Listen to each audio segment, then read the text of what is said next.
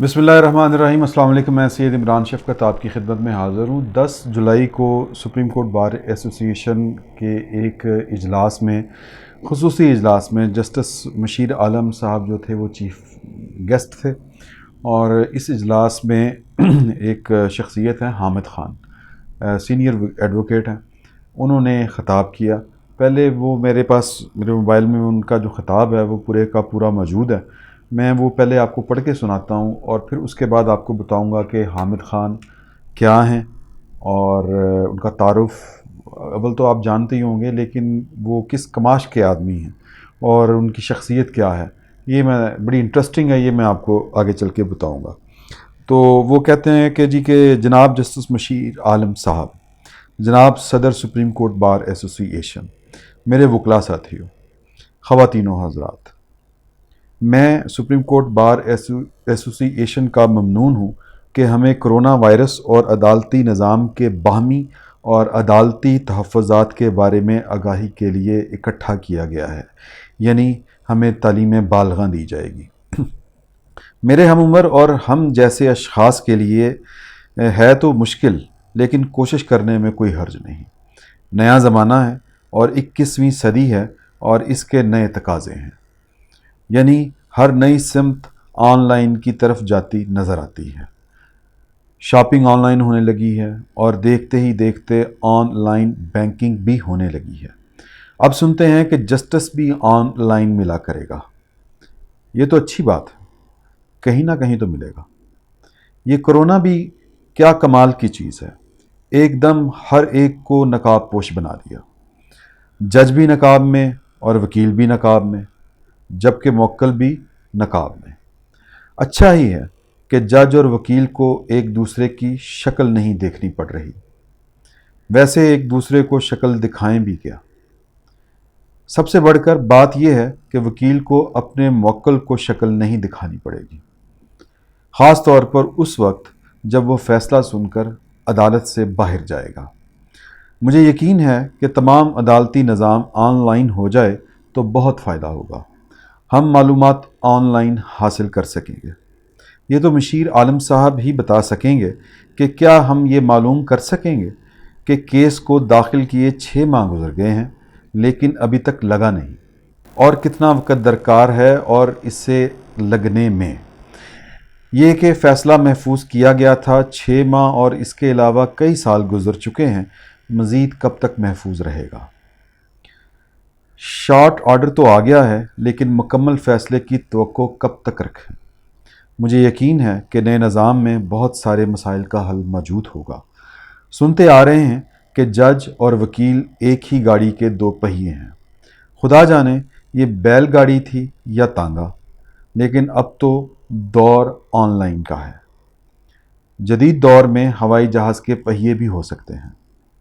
अगर ऐसा है तो पायलट की डिग्री ज़रूर चेक कर लें, कहीं ऑनलाइन तो नहीं ली गई। कहा जाता है अदालती निज़ाम इंसानी कुर्बत का निज़ाम है। अगर इसको बिल्कुल साइंस के स्पुर्द कर दिया जाए तो इंसानी दूरी का इम्कान बढ़ जाता है। अगर इंसानी अंसर निकाल दिया जाए तो फिर जज की जगह कंप्यूटर नस्ब हो सकता है, लेकिन ये तमाम साइंसी तरक्की के बावजूद नहीं हो सका और ना ही हो सकता है। इसलिए तवक्को करेंगे कि तमाम तर मुश्किलात के होते हुए भी निज़ाम इंसानी कुर्बत से महरूम नहीं होगा। ये ख़िताब जो है ये पाकिस्तान के अदालती निज़ाम के ऊपर एक पढ़े लिखे और दानश्वर किस्म के वकील या एक शख्सियत का तंज़ है। हामिद ख़ान जो हैं वो, मेरा उनसे जो पहला तारुफ़ था वो हुआ था 2000 में। मैं बुनियादी तौर पे कोर्ट रिपोर्टर हूँ। 2000 में उस वक़्त की जो पाकिस्तान बार कौंसिल और जो Pakistan supreme court bar association थी, इन्होंने जनरल परवेज़ मुशर्रफ के ख़िलाफ़ उनके यानी एक केस फ़ाइल किया हुआ था कि वो वर्दी में जो 2 ओहदे नहीं रख सकते, इस तरह की कोई बात थी। तो पाकिस्तान बार कौंसिल ने जिस दिन ये पेशी थी इस केस की, चीफ़ जस्टिस उन दिनों हुआ करते थे शेख रियाज़ अहमद, उनकी सरबराही में इस बेंच ने लाहौर में इस केस की समाअत करनी थी। पाकिस्तान बार कौंसिल ने यह फ़ैसला किया کہ چونکہ عدلیہ جو ہے وہ فوجیوں کے ساتھ ملی ہوتی ہے، آمروں کے ساتھ، تو ہم اس گٹھ جوڑ کے خلاف ہیں، ہمیں ان سے انصاف کی توقع نہیں ہے، ہم اپنی پٹیشن واپس لیں گے۔ تو یہ ذمہ داری جو تھی وہ سپریم کورٹ بار ایسوسی ایشن یعنی حامد خان کے سپرد کی گئی کہ آپ سپریم کورٹ میں پیش ہوں گے پاکستان بھر کے وکلا کی طرف سے، اور آپ یہ کیس واپس لیں گے۔ یہ چونکہ میں کورٹ رپورٹر ہوں اور میں آپ کو یہ سمجھانا تھوڑا سا مشکل ہوگا کہ یہ کسی وکیل کے لیے کسی جج کو یا عدلیہ کو انائے کرنا یا اس کو ناراض کرنے کا مطلب یہ ہوتا ہے کہ آپ اپنی وکالت یعنی اپنے بال بچوں کا جو رزق ہے اس پہ لات مار رہے ہیں، کیونکہ پاکستان کا جو عدالتی نظام ہے وکیلوں سے ہی جج اعلیٰ عدلیہ میں 80-90% جاتے ہیں، وکیلوں کی ایک دوسرے کے ساتھ محبتیں، رقابتیں، مخاصمتیں، سب کچھ ہوتا ہے۔ تو اگر آپ اپنے کسی جج کے ساتھ آپ کی دشمنی ہے تو آپ کوشش کرتے ہیں، یعنی جج بننے سے پہلے بطور وکیل اگر آپ کی اس سے نہیں بنتی تھی تو پھر جب وہ جج بن گیا تو آپ کوشش کرتے ہیں کہ آپ کا کیس اس عدالت میں نہ جائے جہاں پہ آپ کا مخالف جج بیٹھا ہوگا۔ تو حامد خان کے اوپر جو یہ ذمہ داری ڈالی گئی تھی، اس کا مطلب یہ ہے کہ انہوں نے پوری کی پوری عدلیہ اپنے خلاف کرا لی، اور ایسا ہی ہوا۔ انہوں نے کھڑے ہو کے کہا کہ جناب ہم نے یہ فیصلہ کیا ہے کہ ہم یہ اپنی پٹیشن واپس لیں گے، کیونکہ پاکستان کے بھر کے وکلا یہ سمجھتے ہیں کہ پاکستان کی عدلیہ نے ہمیشہ آمروں کا ساتھ دیا ہے، تو ہم آپ سے انصاف کی توقع نہیں رکھتے، آپ جو انصاف کریں گے وہ پرویز مشرف کے حق میں ہی آئے گا، اور ایسا ہی ہوا۔ آپ یہ جانتے ہیں کہ پرویز مشرف کے حق میں ہی سارے فیصلے ہوئے تھے۔ تو اس واقعے کے بعد یہ زندگی میں پہلی دفعہ، بار کی ہسٹری میں پہلی دفعہ ہوا کہ صحافیوں نے چندہ جمع کر کے چائے کا بندوبست کیا اور حامد خان کے اعزاز میں ایک ٹی پارٹی رکھی گئی، اور وہاں پہ ان کو مدعو کر کے صرف ایک تھا اپریسیشن دینے کی حد تک یہ والی ان کے لیے ایک ٹی پارٹی تھی۔ حامد خان، یہ میں نے آپ کو بتا دیا کہ اس طبع کے آدمی ہیں کہ آپ ان کی بات سے کوئی دوسرا مطلب نہیں نکال سکتے۔ حامد خان جو آپ یوں کہہ لیں کہ تحریک انصاف کے جو بنیادی یا بانی ارکان میں سے ایک تھے، ان کا بڑا مقام تھا تحریک انصاف کے اندر، جسٹس وجی اور وہ جو تھے وہ قابل احترام سمجھے جاتے تھے۔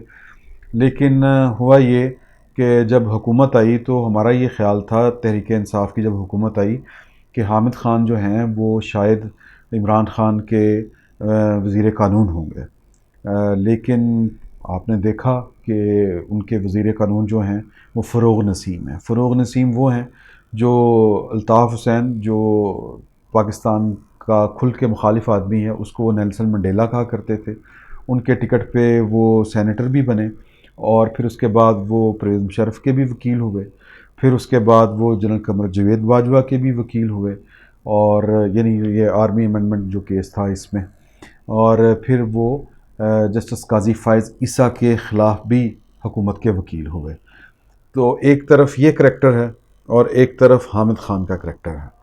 حامد خان کا کریکٹر جو ہے وہ اصول یا ان لوگوں کی نمائندگی کرتا ہے جس میں پی ٹی آئی کی کسی دور میں اکثریت ان جیسے لوگوں کی ہوا کرتی تھی، اور خود عمران خان کی اگر آپ پرانے جو خیالات ہیں پاکستان کے جو پاور سٹرکچر کے بارے میں وہ اٹھا کے دیکھ لیں تو وہ حامد خان سے زیادہ مختلف نہیں تھے۔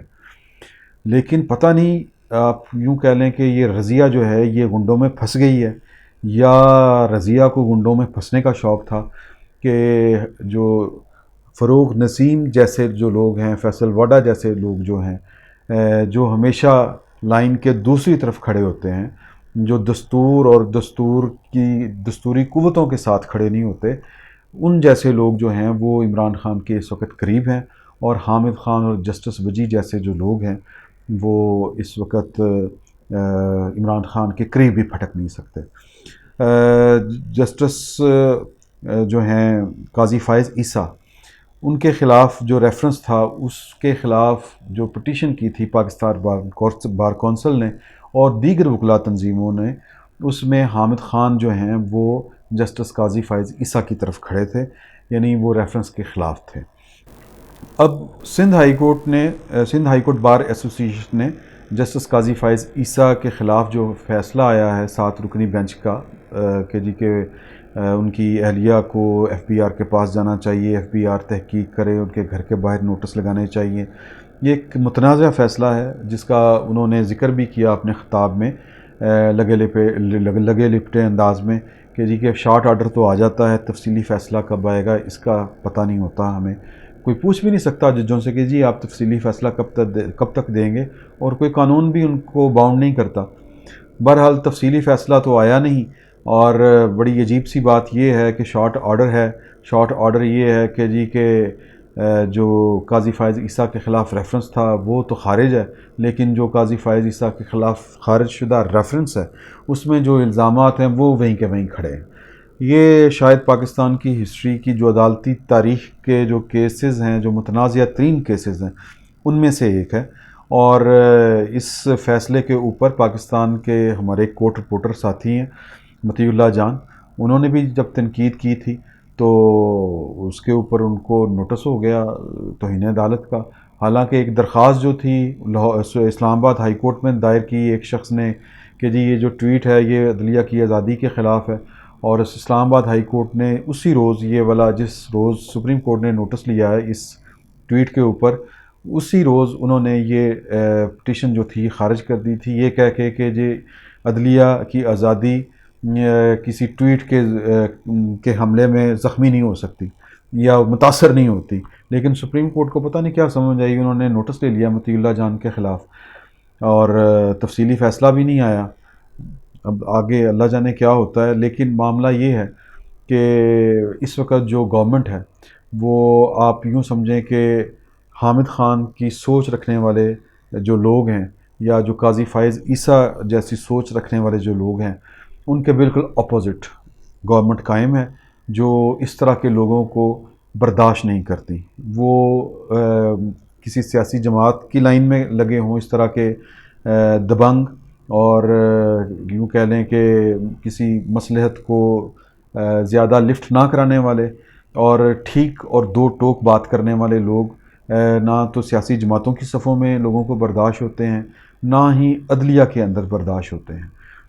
قاضی فائز عیسیٰ کا جو جرم ہے وہ بھی حامد خان والا ہی جرم ہے۔ حامد خان بھی قانون کی بات کرتا ہے، انصاف کی بات کرتا ہے، اور حامد خان جو ہے وہ دستور کی بالادستی کی بات کرتے ہیں، اور دستور نے جن جن کی حدود جو قائم کی ہیں اپنے اندر، اس نے جو بیان کر دی ہیں، وہ چاہتے ہیں کہ وہ ادارے، وہ لوگ، وہ آفیسز ان اپنی حدود کی پاسداری کریں، اور یہی قصور قاضی فائز عیسیٰ کا ہے کہ وہ چاہتے ہیں کہ یا انہوں نے یہ خواہش کی کہ پاکستان کے دستور پر عمل ہو، اور پاکستان کے دستور نے جو کردار پاکستان کے اداروں کے لیے مختص کر دیے ہیں وہ کرداروں سے ادارے باہر نہ نکلیں۔ تو ظاہر ہے کہ حامد خان جو تھے وہ اصول کی بات کر کے عمران خان سے دور ہوئے، تو اب قاضی فائز عیسیٰ جو ہیں وہ اصول اور قانون کی بات کر کے عدلیہ سے دور ہوں گے، کیونکہ پاکستان میں پاکستان کے جو قوی ادارے ہیں، مضبوط ادارے ہیں، جو مسلز رکھتے ہیں، جن کے پاس طاقت ہے، آپ ان کے سامنے جو دستور کی بانسری نہیں بجا سکتے۔ اگر آپ ان کے سامنے دستور کی بانسری بجائیں گے تو وہ آپ کے ساتھ وہی سلوک کریں گے جو آپ کے ساتھ سلوک ہونا چاہیے۔ اس سے پہلے یہ جو سلوک ہے کئی لوگوں کے ساتھ ہو چکا ہے، جسٹس شوکت صدیقی کے ساتھ ہو چکا ہے، اور حامد خان کے ساتھ ہو چکا ہے، عمران خان کرنے والوں میں شامل ہیں، اور یہ سلوک جو ہے آنے والے دنوں میں قاضی فائز عیسیٰ کے ساتھ بھی ہوگا، مطیع اللہ جان کے ساتھ بھی ہوگا۔ لیکن بات یہ ہے کہ لوگ جو ہیں وہ اداروں کے محتاج بعض اوقات نہیں رہتے، ادارے بعض لوگوں کی وجہ سے بڑے ہو جاتے ہیں۔ قاضی فائز عیسیٰ انہی لوگوں میں سے ہیں جن کی وجہ سے ادارے بڑے ہوتے ہیں۔ حامد خان بھی انہی لوگوں میں سے تھے جن کی وجہ سے پولیٹیکل پارٹیاں جو ہیں وہ بڑی تصور ہوتی ہیں، ان کے قد کاٹ بڑھ جاتے ہیں۔